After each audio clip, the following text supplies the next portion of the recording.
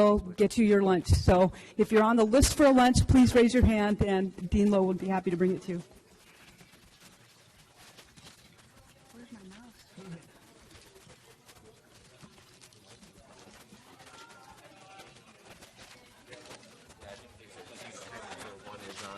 There you go.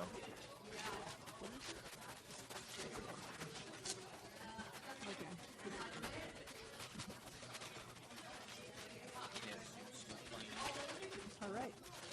So we'll just start when you're ready. On Native science education camps, particularly elders that have worked with camps. Thank you for joining us for the next less than an hour. And I'll speed through my presentation because I feel that a real important part of this is for you to share what you think was effective with camps that you've worked with, and you may have input as to what you think we should continue to do as we plan camps in the future. Alberta Jones Dwayu, Gispuidwada Wahaksku, Alutik Simsian Hispanic Nu. My name is Alberta Jones. I belong to the Killer Whale Gispuwada Simshian clan. I'm a Lutik Simshian Hispanic, Russian, German, Swedish. My mother is Corrine Sundberg Brown. She's adopted into the Raven Koho Luknahati clan. Forgive me for my errors in pronouncing that correctly. And I was born and raised here in Sitka. I'm happy to be able to come talk to some of you elders. We haven't had Answer Camp, particularly in a couple of years, and it's really great to have you here and to see you here. Thank you for coming. And as I'm sharing research on what motivates Alaska Native secondary students and what works to engage our students with culture and a rigorous science curriculum, please, while you're listening to it, be thinking of things that you could contribute at the end, if you'd like to, on what's effective to continue our mission of educating our students, of engaging them in science and academics, and to keep our culture and language and dance alive and strong. My name's, again, Alberta Jones. I'm from here. I work at the University of Alaska, Southeastern Juneau now, after a career of teaching, mostly in Juneau, and coordinating many camps and working with Native education grants. Today with me, Charles, great. Charles is going to introduce himself. Shaq Yuchat Duasak, Tleitkach, and Charles McHenry Jr. Yuchat Duasak, Chak Nachatsiti, Kagwantan Ayachat. I'm a PETA student at the University of Alaska Southeast. I'm in my senior year, and I'm getting a bachelor's in math, and just wanted to help out a friend. Charles and I are going to start off a little bit different, just add a little bit of right brain activity to the beginning of the program of playing some flute music by Flinkett student Morgan Fawcett, who led some flute building workshops and taught students in Juneau of all ages how to play the flute. With one of the grant programs that I've worked with, he brought up 40 flutes from Native American flute players around the country, and he's like a Flinkett Kokopelli. He taught many students how to build flutes and play flutes. So one of the programs that works with motivating our students. So we'll start off reading quotes from our Answer Camp booklets. Charles will talk about that a bit and begin, then I'll go into the PowerPoint presentation. Language is the basis for your culture. Culture is the basis for the world. Take time to learn your culture, sit, observe, and ask questions. Vita Davis.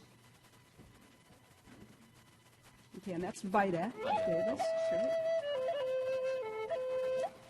The most powerful weapon in the world is your tongue. Once you say something, you can't take it back. So be careful about what you say. Isabella Brady. At the time I was growing up, I considered myself very poor, but now I think of myself as culturally rich. We had all of our subsistence foods and all of our culture. I don't consider myself poor anymore. Sarah Williams. Georgiana Smith, a student from Scammon Bay. One activity I'll remember is listening to the elders speak after each meal. It's nice hearing them because they have a lot of wisdom and advice. They also taught us about their culture and what arts they make. While they're talking, I have fun being with my friends. I love the advice they give. They will help me out a lot in the future. Two things that they said that I remember are to reach for your goals, and if you fall, pick yourself up. Miranda Sluco, Gamble. At Answer Camp, we do cultural activities. We do activities like learning how to sing and dance like Thlingets. We also let everyone know how we sing and dance. In class, I learned more about fish, like naming them with your fingers. I made a beaded bracelet at cultural night and met some interesting elders at elder talks and in my beading class. Throughout Answer Camp, this is Kaya McAllister from Mountain Village. Throughout Answer Camp, we have been furthering our knowledge about various cultures. One of the best ways to learn about culture is by listening to the wise elders.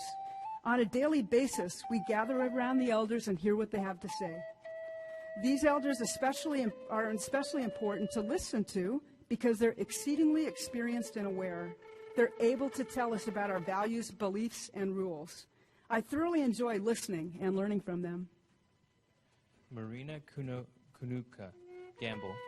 Every day, 2 times a day, we have elder time. After breakfast and after lunch. We usually have different elders each time. Sometimes we have the same elder. They all have different stories, but the same main idea. They all want us to keep our culture alive and want us to be ourselves. I have a favorite elder. His name is Herbie Diedrichson. The reason why he's my favorite is because we love the same sport. I plan on succeeding just like Herbie in basketball. The most important lesson in life is don't give up. When you finish high school and receive your diploma, don't give up. Go on to college. Gilbert Chewett. Enjoy life as you should. Talk to your parents and encourage each other. Roy Levine. Anthony Edenshaw or Tone Tone from Heidelberg. The cultural thing I like to do the most is beading. I like beading because you can make cool designs and pretty designs. And I also like beading because it keeps me busy and is a good gift for someone. Another reason I like beading is because it is a challenge. The design I'm making is a heart with veins in it, and the side of it is a bracelet. And this boy Tone Tone is your macho basketball Haida warrior ball player. Salone Saunders, Alakatket. How we hunt is when guys from our village go out on a boat or snow go.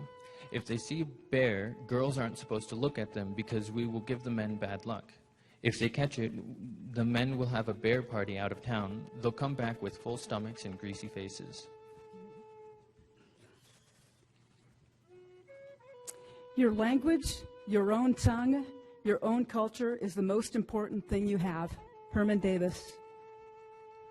Listen to your grandparents and learn all you can. Knowledge that you get from your family is free. They know about your culture. Listen to the little things they have to say to you. Corrine Brown. Andrew Lancaster, Nome, Alaska. I had a real blast making an ulu. I also had fun learning the Tsuhei Day song. All in all, I want to come back to Sitka and learn more knowledge and songs. I even shared my native welcome dance, but I was nervous at first, but I eventually came around. Young people today need to try to learn their language and culture. It is important to be able to speak your native language, wear your regalia, and know where you come from. Fred Hope. Katrina Bell, Hooper Bay, Alaska. My favorite cultural activities are elders talking and dancing at the activity center. I mostly like these 2 activities because I got to learn about the Tlingit culture. I learned the one song and how we danced that one song. I learned some things at Elder Talk. One thing I learned at Elder Talk was that I can't always be quiet all the time because quiet people are missing out on all of the fun in the world. Now I know that quiet people would have a hard time trying to speak up when they have to. Other people would always tell them to speak up and try not to be shy. They would also say this is serious to other people who don't understand quiet people. We should also have a lot of things we would want to share to other cultures. What do you like best about your best friend? Good friends will want you to be the best that you can be. Pick friends who build you up and be a friend who helps out. Isabella Brady. We have something to offer this world. The more we share, the stronger we'll be. Bob Sam. Native people need to take care of their health. Take care of yourself and stay strong and healthy. Herman Davis.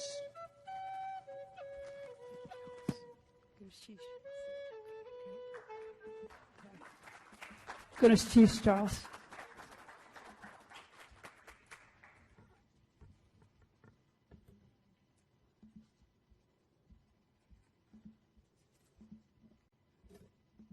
When I'm teaching classes in Juneau, a lot of our courses are distance. You can get an education degree totally online. So if you've got family all over the state, you can take classes online. So when I start my class, I always say, "Can you hear me okay?" Okay.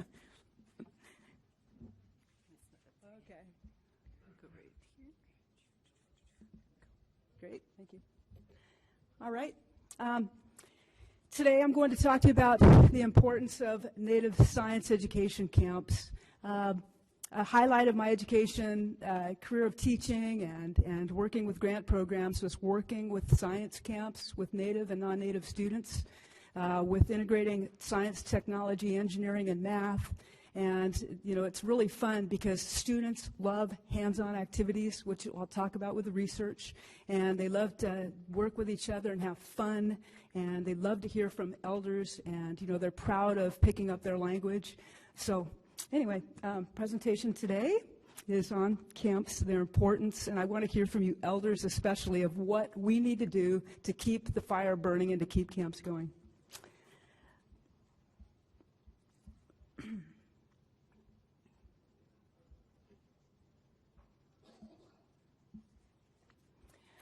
So I'm going to share, this is going to be broken into 5 parts, and I'm going to speed up with some of them, given our time.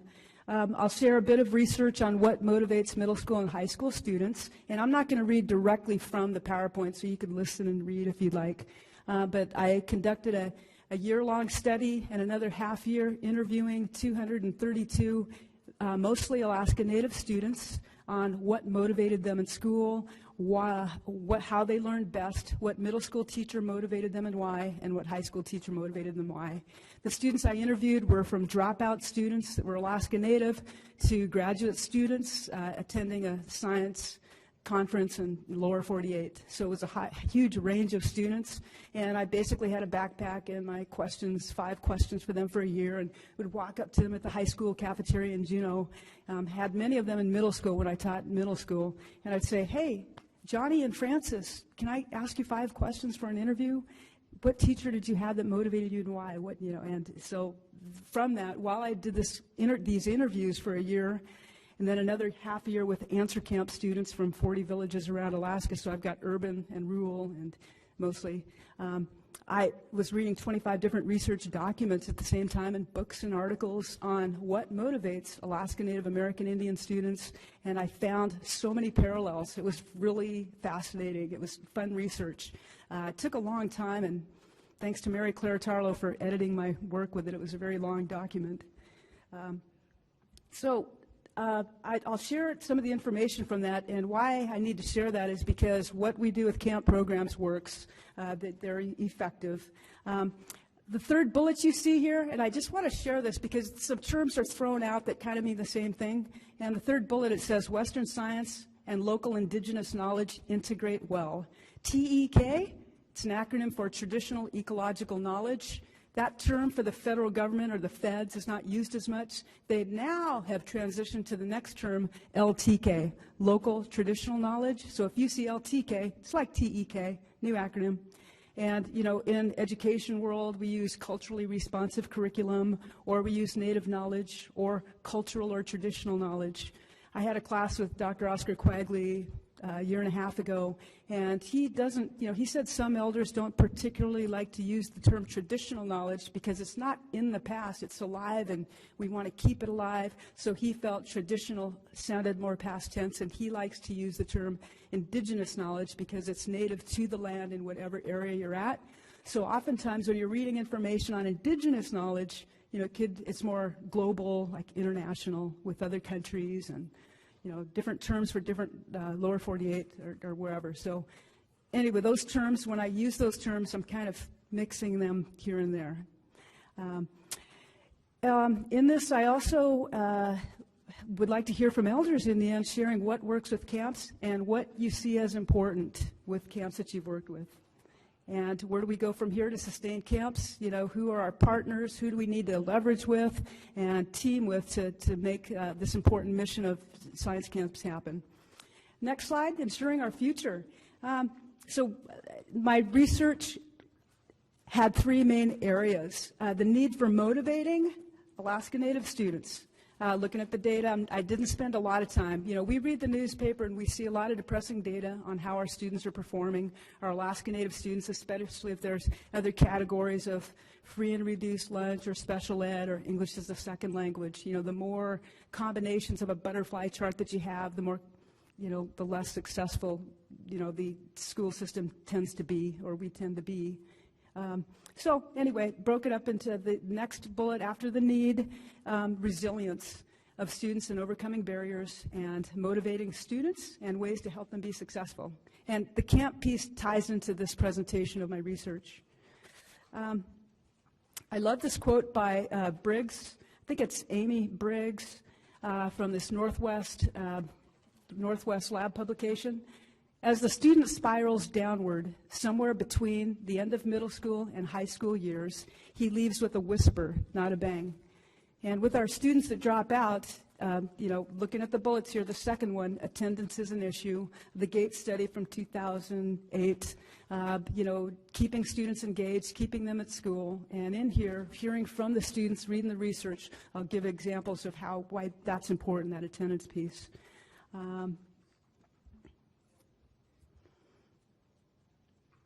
So attendance, kindergarten on. Right now in Juneau, I've got some student teachers that are finishing up. I go visit them every week and see how they're doing and give them kudos and give them some constructive criticism. And you know, one thing that they voiced is concern of attendance. And at lower grade levels, that attendance from kindergarten up to the senior year of high school, we've got to keep our kids in school, keep them involved in activities. Attendance is really important.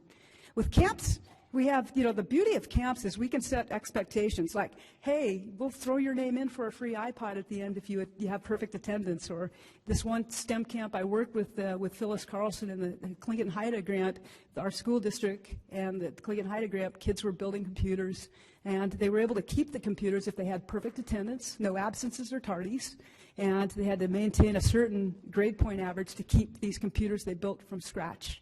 40 students had perfect attendance. One girl left early with cramps. One boy was tardy because the city bus was blocked from a construction project. Perfect attendance, 40 students, 2 weeks in the summer during Houston's basketball camp. So that was pretty amazing. Attendance, you know, if there's, and one thing with attendance, I feel if our students are coming to school, our job is to teach them whether they come to school, you know, hopefully on time, but if they're late, they're coming to school, our job is to teach them and work with them. So attendance is really critical. Resilience. I found a lot of information on resilience, and resilience is the ability to bounce back from adversity, and people who are resilient overcome barriers. You know, we have a lot of traumas in our past, in our, you know, recent past and way, way past. And, you know, to be resilient is the ability to overcome barriers. And I think that's so important. You know, personally, I grew up with many barriers growing up, and I feel that, you know, my support networks really contributed to me being able to finish school and to go beyond that. So just those support networks, which I'll talk about, are really important. We have those in camps. We've got elders. We have teachers and staff that are very dedicated, so being resilient and that support networks are critical. Our children who are resilient, they don't give up. They have support from their family and other significant adults. And there's, you know, looking at the Minnesota study, over 700 students were researched over a 40-year period on how did they succeed? And there's a lot of information on them having assets, the power of 5, and what that means is 5 caring adults. So with your child, your grandchild, your niece, your nephew, your own children, yourself, when you're in school, what 5 caring adults did you have that made a difference in your life, that pushed you in school, that fed you, that gave you the snacks, that made you sit at the kitchen table and not watch television or do your homework? So power of 5, 5 caring adults helps students Students that are successful have that. Internal factors, okay, factors within. There are some key factors in the research that I've read, the different documents, and from talking to students, but mainly this piece is the research, review of lit. Cultural and spiritual connections, students having a commitment to learning and being motivated, having positive values and having good social skills and feeling good about themselves and being motivated with high expectations. And I saw this in the interviews, not only in reading it, but the interviews particularly with students that were the 10 graduate students. One thing that was really interesting, one of my questions for the graduate students in I think it was Denver, American Indians, what person motivated you in life? And 9 out of the 10 said their mother. I thought that was really interesting out of the 10 that I interviewed from that graduate population, that their mom was their inspiration. Native beliefs which foster resilience, spirituality, mental well-being, emotions, and physical well-being. And you read this a lot in research of studying, reading information with the Athabascans, Yupik, looking at our Southeast cultural values. It's really important having those native beliefs that foster that drive. Ways to build self-esteem for Native youth, sense of belonging with parents or family members, and storytelling and role modeling are very important to build self-esteem, and we have those in camps. Independence and motivation to do things, and generosity given back to the community or given back to the elders. The quotes that Charles and I were reading at the beginning, one of the students talked about that, about beating and giving and making a gift for somebody. So a very important part of many of the camps is for the students to complete their work and to also give a gift, whether it be making Labrador tea or smoking and drying and canning fish. That generosity piece is very important, not only with our cultural values, but with our camp programs. And independence, they like to be pushed and help each other. So this is just a bit of information on the interview process, on how the specifics on students and faculty that I interviewed. One thing I did with the students, I asked what teacher motivated you and why at the middle school and high school level. Names that came up again and again. I interviewed those teachers and said, what do you have in your bag of tricks that works to motivate Alaska Native students? 5, 6, 7, 8 students said that you are the teacher that motivated them. And first of all, the teachers were very humbled. They were very surprised and felt really good about that. They said, oh, no. They're just very humble about it. And, one thing they said is, some of them said, I don't do anything differently, but then I would find those teachers after school, at lunchtime, with students in their classroom, putting in the extra time working with them. So it's like, I think you are doing something different here. You've got 5 students in your class right now, and it's, 3:45. So that was one thing that we found different. And the high expectations and the rigor, pushing students.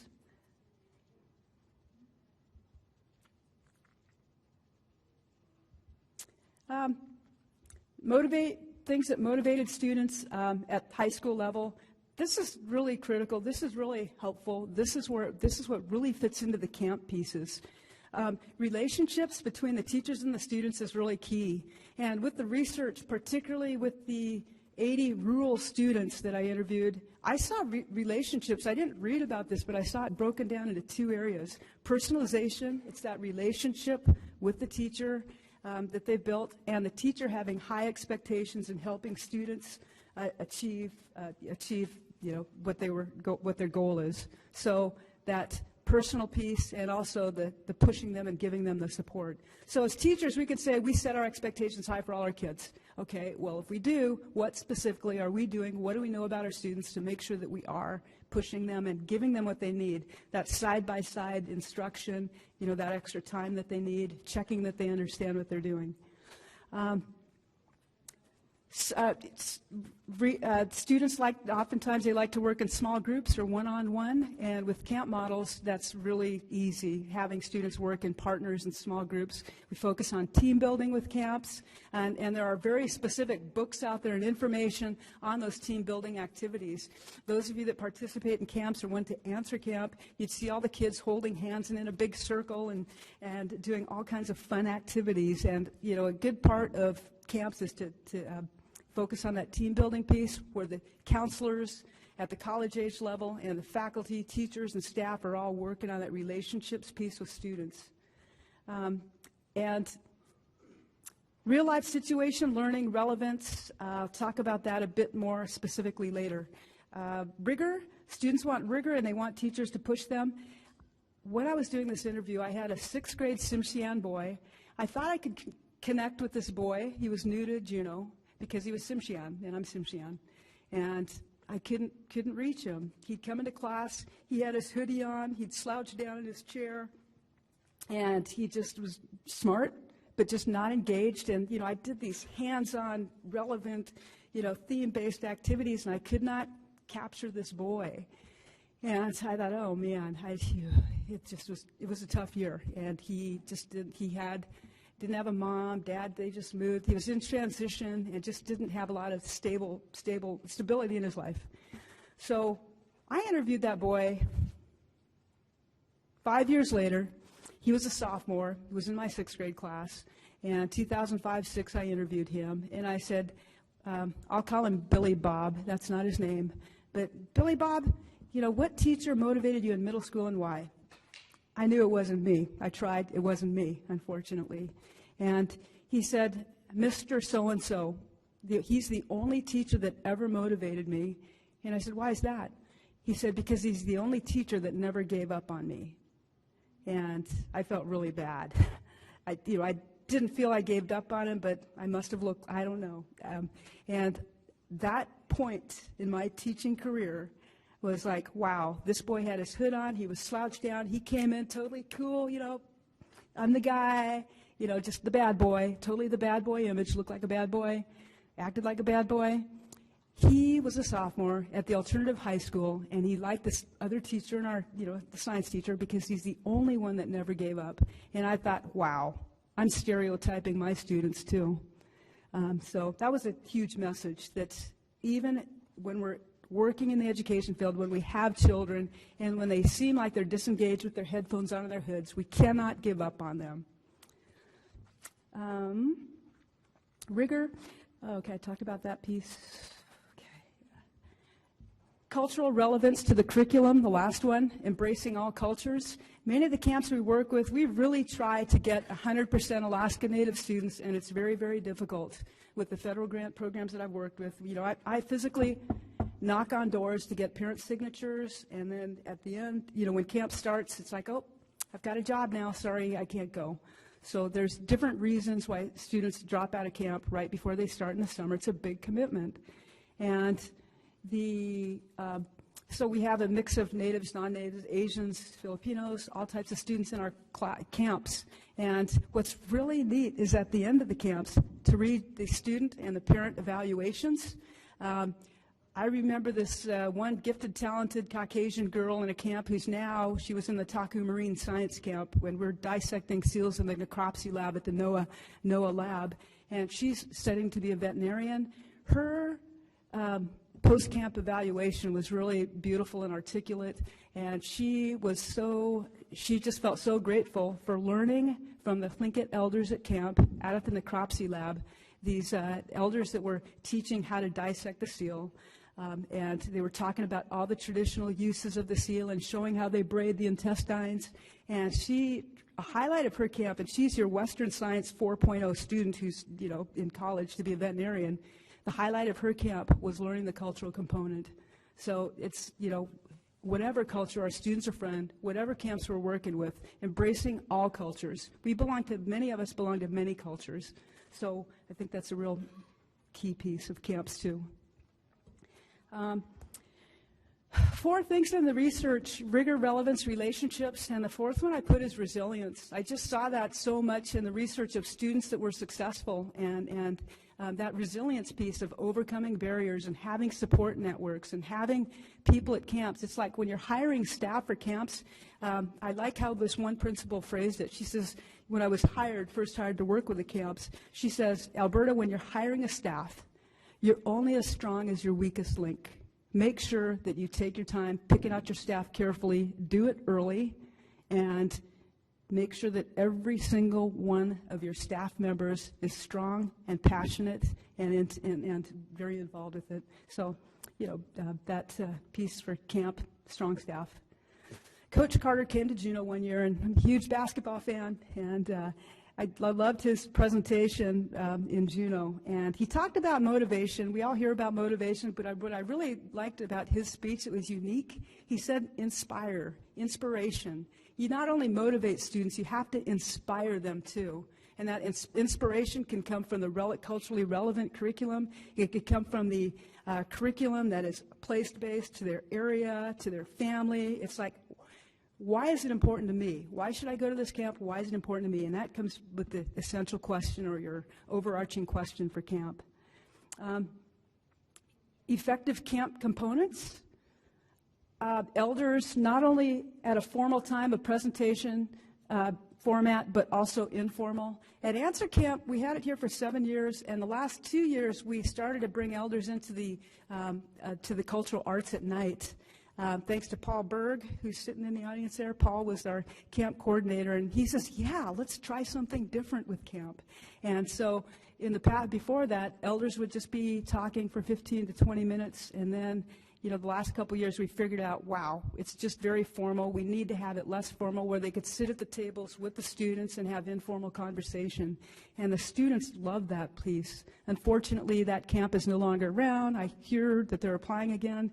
The Alaska Native Education Program grant funding did go out, so there is there are requests being put out for that right now.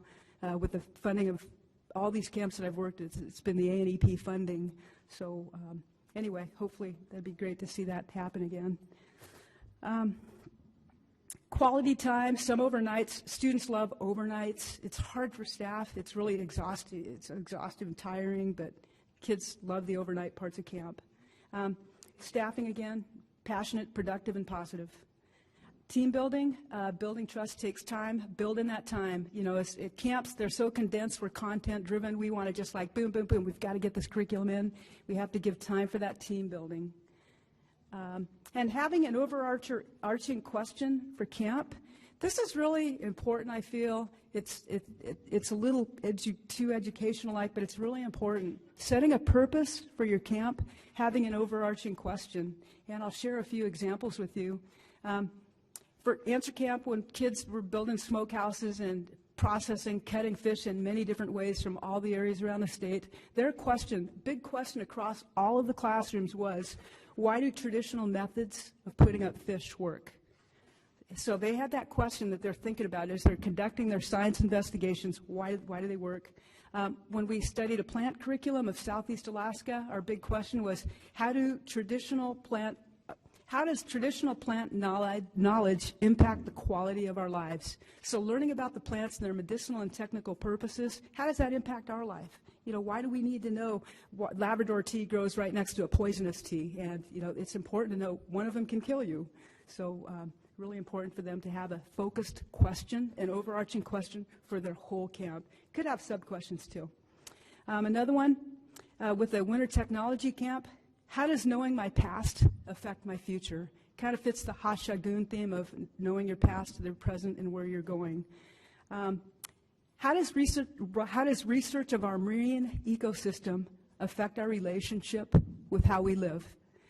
With the Taku Marine Science Camp, we had partners of NOAA Fisheries, Alaska Department of Fish and Game, some other agencies, the University of Alaska Southeast.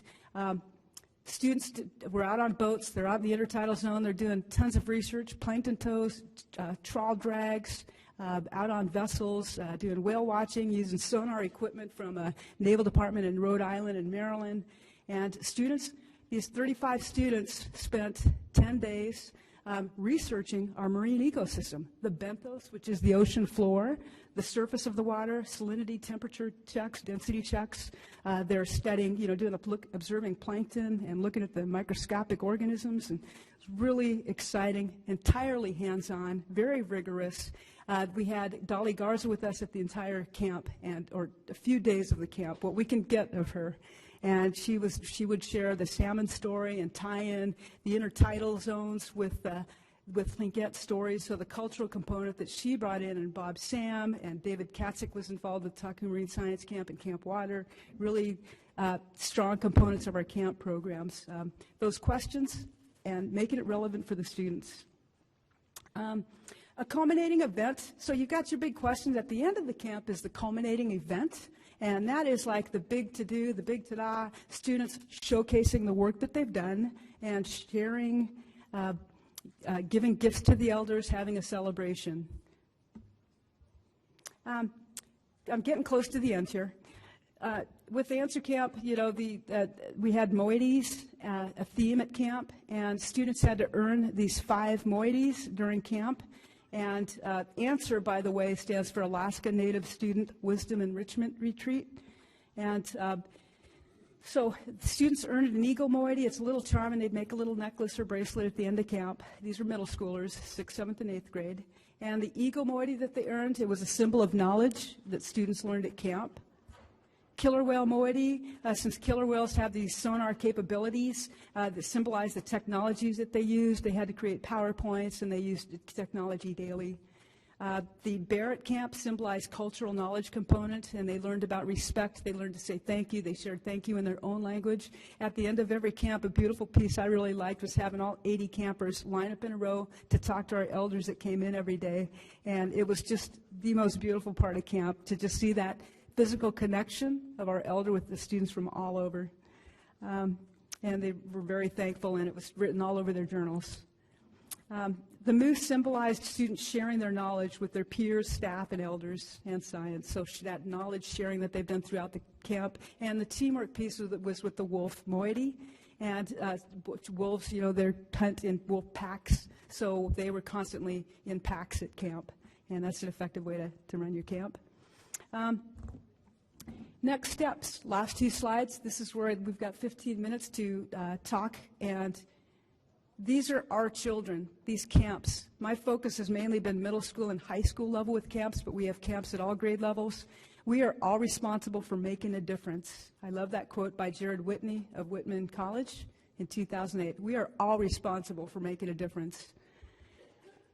Telling our story, what worked with these camp programs, what didn't work, how can we make it better, how can we continue that, and as we have several grant writers and grant project directors here, you know, at this CLAN conference, how can we make it better, and this is information for them too on how we can make these camps better.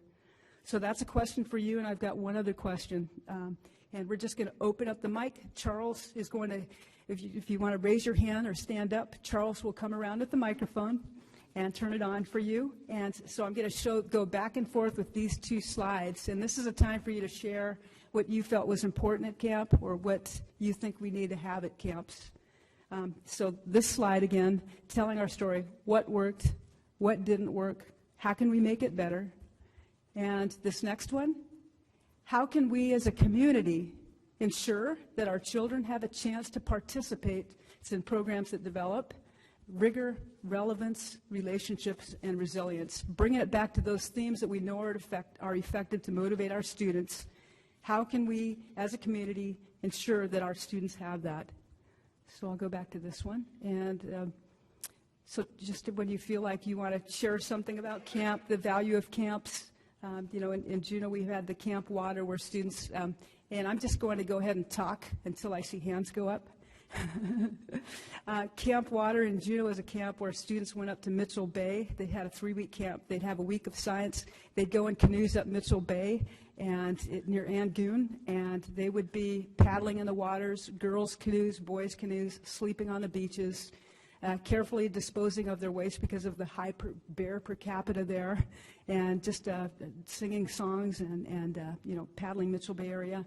Another camp was the Talking Marine Science Camp, which I talked about, integrating a lot of science and culture. And the Answer Camp, which many of you elders that are here today have participated in with Answer Camp. What worked with it? What do we need to keep doing with it? I don't think we had, you know, a real good survey or exit card for elders that participated in camp to find out what was really effective with camp. So anyway, feel free to raise your hands and share. I'd love to hear for you for the last 10 minutes. I thought that excuse me, I thought that the camps did really well. I was amazed how resilient the kids were to their surroundings, and I'd like to commend you for your work that you did for the answer camp. I think that was a big part of the success. What was your biggest motivator in your life, motivation to be where you are now? I grew up with a lot of barriers. I grew up in project housing, Paxton Manor. I grew up with some abuse situations, and you name it, I've been through it. I was not fed a silver spoon growing up, and I just was motivated. Isabella, you were a difference for me because when I was in middle school, you hired me as a tutor. You hired me as a teacher's aide when I was in high school, and you made a big difference with sports since we couldn't afford to travel for my athletics. The Sitka Native Education Program funded me with travel money for trips for volleyball, basketball, and track, and it really made a difference. And I had support from my mom and my stepdad and some of my mom's friends as well. But, I definitely had the 5 people that helped me.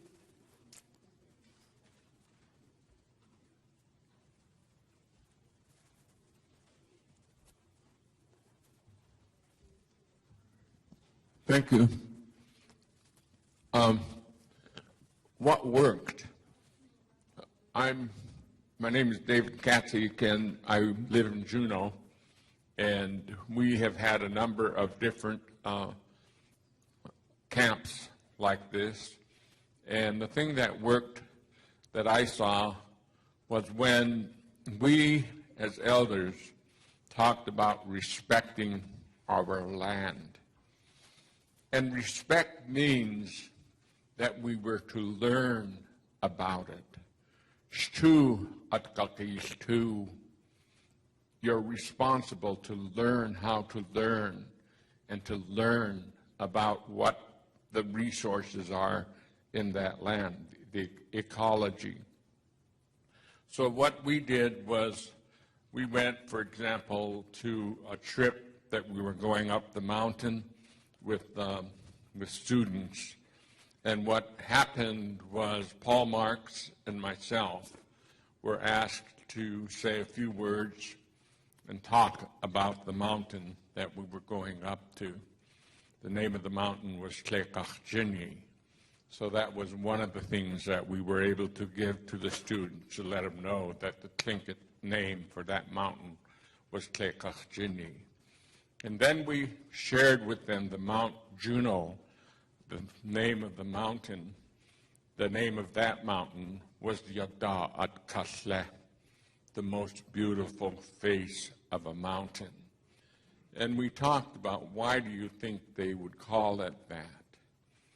Why would they give it such a name?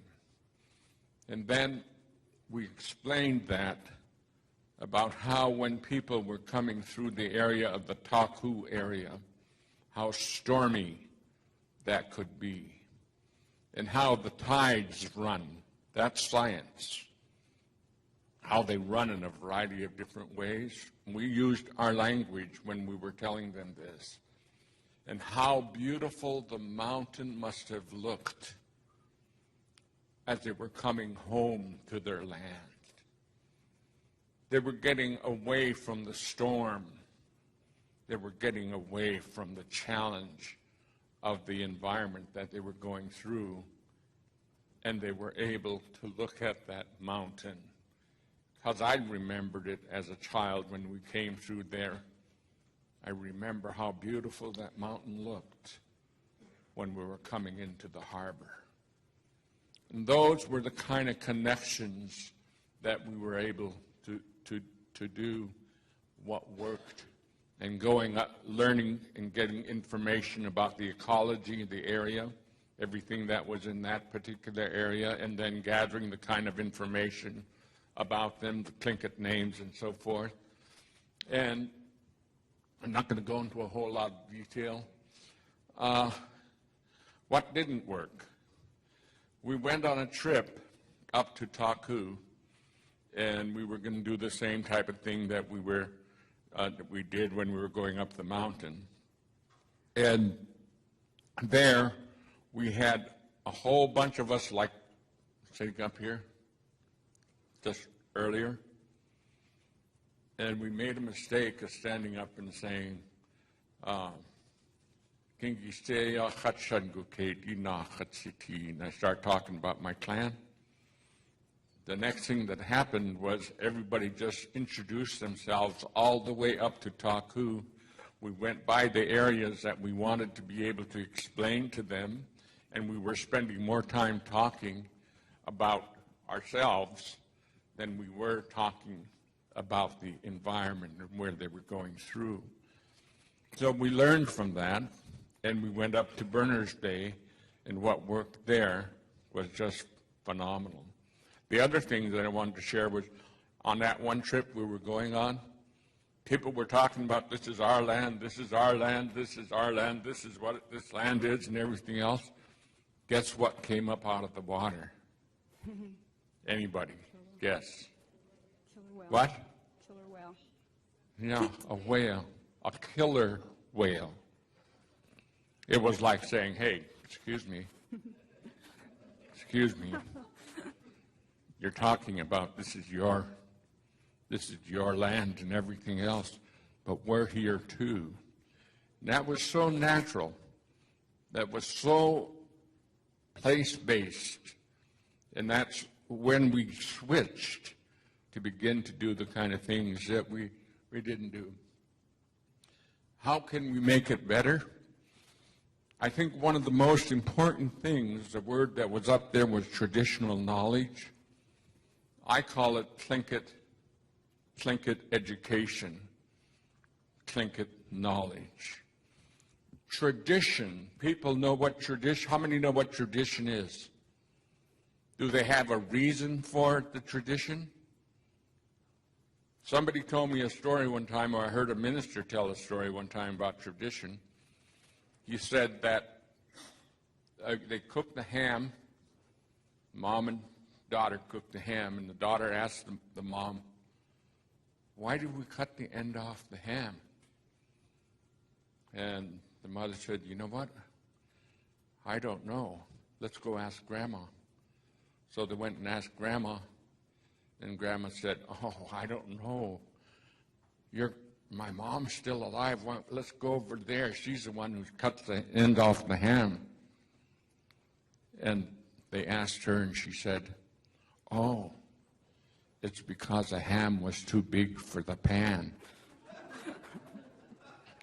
So sometimes we talk about tradition, and you don't know why you're doing what you're doing. Tlingit people knew. I'm going to say it again. Tlingit people knew.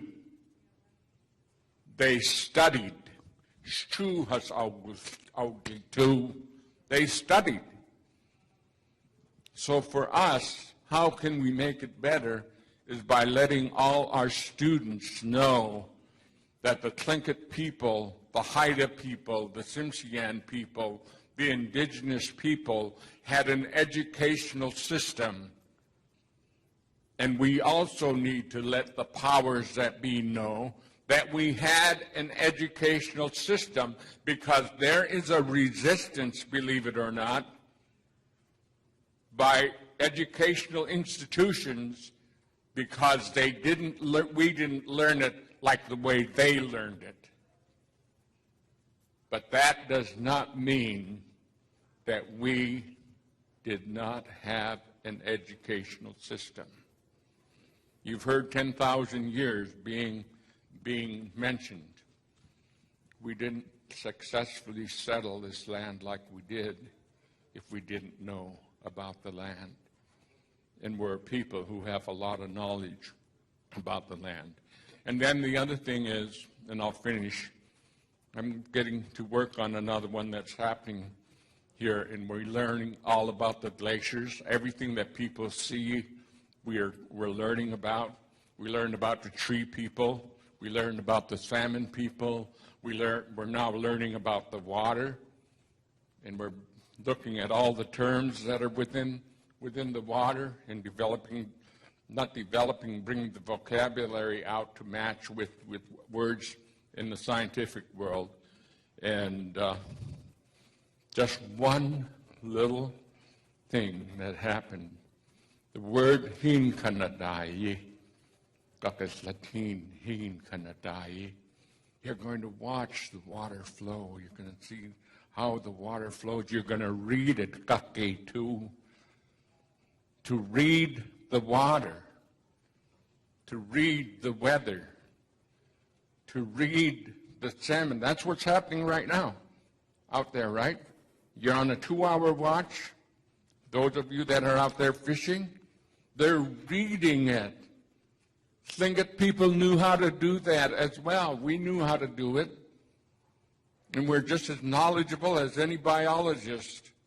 It's just that we have not been telling our children, and we have not been bringing that.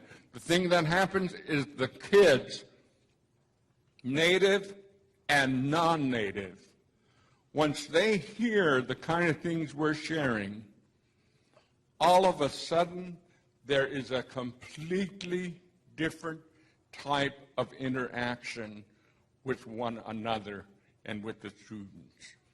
And so I strongly believe in what you're doing, Alberta. I didn't mean to talk this long, but I didn't see any other hands going up. So anyhow, I'm glad that you're doing what you're doing. There's a lot to be done. And like, for example, the word turbidity. How many know what that word turbidity means? Very few of us are hydrologists. Turbidity in the Tlingit language, which is SOK, is the word for turbidity. Which is SOK, say it. Which is SOK, say it. Which is SOK, say it again. This is what we do with the student. Which is SOK. Say it. See how much of a genius you are? And that seems silly, doesn't it? But it took a lot of hearing, communication with your vocal box, everything, nerves, all had to go into action. That it's scientific to be able to say, whooshie so. Say it again. Okay. I'll just go. Whooshie so. Let's go. Whooshie so. Okay, now I'm going to hit my hand. You say it. Again. Again. See how easy that is? And when we start doing that with the kids, all of a sudden they're laughing, they're saying, there's rhythm in our language and in our education. So thank you very much. Great. Thank you, David.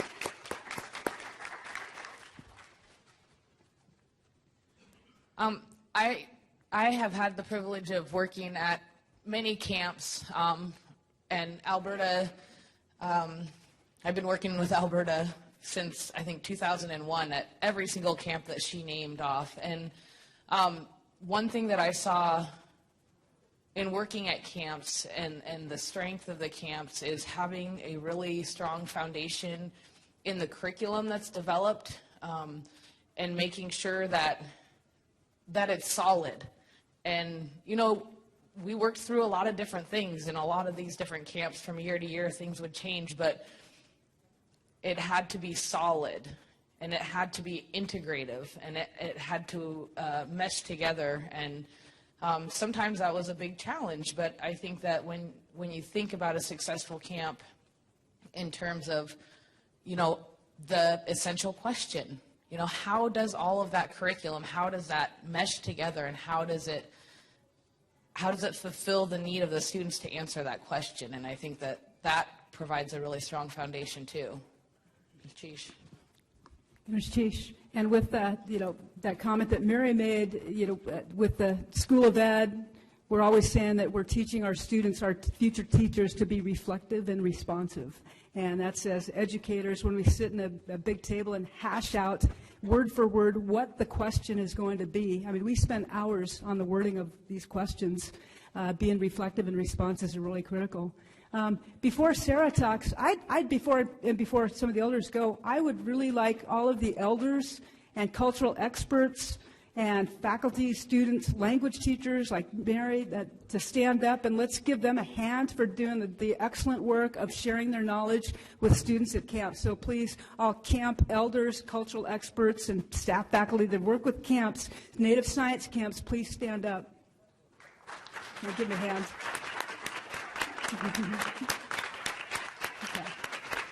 Okay. Okay. Hello, Shalaknai. Good in Gisha. Sorry, Sarah Enoch Williams, all she good charge good son Isha. I just said that I was gonna speak to you in Gujin in my language, and I grew up in Fort Yukon, and I was one of the instructor in the answer camp, and I taught them how to do beadwork, and there's lots of little students, and some of them were very good. And one boy, he's like 10 years old, and he picked up the beadwork just in no time. And I told him, if they make this little booty keychain, they can give it to their parents or as a gift. And he did so good. I told him that if he was here, I'll hire him for for my beadwork. And it goes beyond. You grow up in this little village, and it goes beyond. You explore the world when they go to answer camp. Like me, when I was growing up, I know they were Eskimo, but I didn't know there was another tribe there. So when they come to the camp, from where they come from, they give you place to go, and I heard lots of them say they're going to go to Manachcom High School. And so that was the really good part. And I would like to see the camp continue, and there's a thing that happened with my grandchild in school, so I didn't like it. So I taught them respect. Every day that I was going to class, I taught them respect, the word respect. And then I also taught them Athabascan language, one word a day, and what it means. And I showed them how it's pronounced. For this, Masicho, thank you. Great. Thank you, Sarah. Gurashish. Okay, I'm going to, we've got the next presentation starting and I would also like to thank Dean Lowe, the University of Alaska Southeast, our Dean of School of Education, for allowing us to come here and to provide lunches to our elders. Thank you very much, Dean Lowe. And Rick Caulfield, our provost from UAS Southeast, also, thank you for coming and supporting our work and our programs. Next group is coming in. I'm shutting down. If you would like to talk to any of us about programs, or I know that I'm meeting with Lisa Bush to talk about Sitka and the Science Center. If people want to brainstorm and get together, I'd be happy to meet with anyone. Thank you very much. Good afternoon, Alberta.